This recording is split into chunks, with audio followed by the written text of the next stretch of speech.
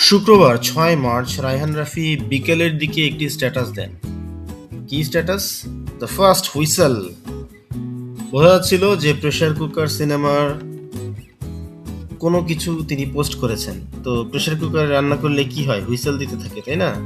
So এই সিনেমার first হুইসেলটাকেই তিনি টিজার হিসেবে একটা অ্যানাউন্সমেন্ট দিলেন। তো আমি ভেবেছিলাম যে শুক্রবারই হয়তো টিজারটা চলে আসবে।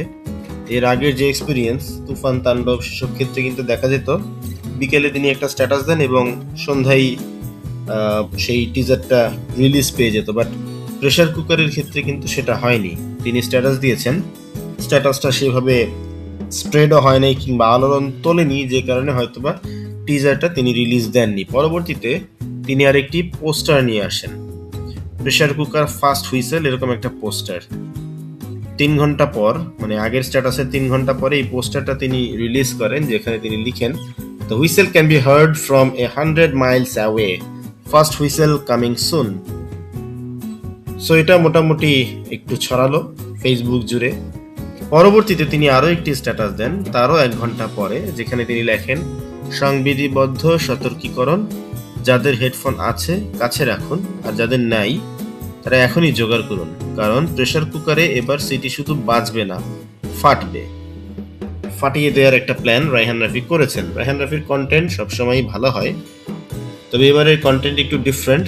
এটা কিন্তু ট্রেডিশনাল সিনেমার যে ফর্মুলা, সেই ফর্মুলা অনুযায়ী তৈরি করা সিনেমা নয়।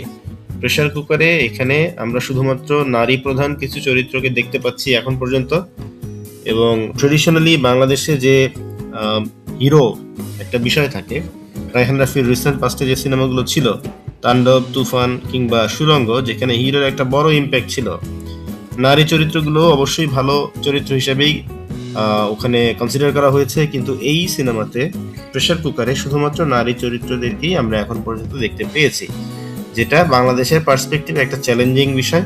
এবং এই গল্প অডিয়েন্স নিবে কিনা, অডিয়েন্স অ্যাকসেপ্ট করবে কিনা, সেটা কিন্তু সময় বলে দেবে। কিন্তু এটা একটা অবশ্যই বড় ধরনের চ্যালেঞ্জ রায়হান রাফির ক্যারিয়ারের জন্য, যে অল্টারনেটিভ ওয়েতে তৈরি করা সিনেমা দর্শককে অ্যাকসেপ্ট করানো।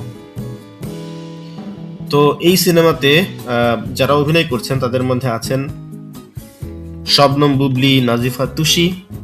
তো এই দুইজনই উল্লেখযোগ্য পরিচিত মুখ। আর এছাড়া বাইরে যারা আছে তাদের নাম কিন্তু এখন পর্যন্ত আমরা সেভাবে জানতে পারিনি। সো টিজার রিলিজ পেলে হয়তো আমরা বুঝতে পারবো। কিন্তু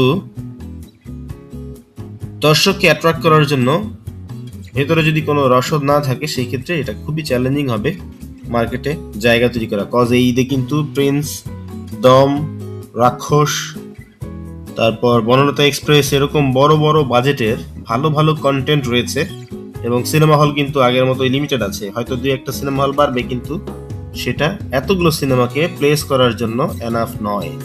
তো সেই ক্ষেত্রে রায়হান রাফি একটা বড় ধরনের চ্যালেঞ্জের মুখে পড়বেন। আমরা এর আগে একটা ইন্টারভিউতে শুনেছিলাম রায়হান রাফির কাছে যে তিনি অল্টারনেটিভ কাজগুলো ইউজুয়ালি ওটিটিকে টার্গেট করে তৈরি করেন। সো সেই সেন্স থেকে চিন্তা করলে প্রেসার কুকার সিনেমাটি হয়তো কোনো ওটিটি প্ল্যাটফর্মের জন্যই তৈরি করা। এখন যেহেতু ঈদ আছে সামনে, এই সুযোগে ঈদে যদি কিছু শো দেখানো যায় এবং সেখান থেকে কিছু আয় করা যায়, সেটা তো মন্দ নয়, তাই না? সো এই সিনেমার সাফল্য সিনেমা হলে বা বক্স অফিসে কতটুকু হচ্ছে, সেটা হয়তোবা রায়হান রাফির কাছে ইম্পর্টেন্ট নয়। তিনি সিনেমাটা রিলিজ দিচ্ছেন সিনেমা হলে এবং পরবর্তীতে ওটিটিতে ভালো প্রাইসে অবশ্যই সেটা বিক্রি করে দিবেন, এবং তার যে ইনভেস্টমেন্ট সেটা এখান থেকে উঠে চলে আসবে।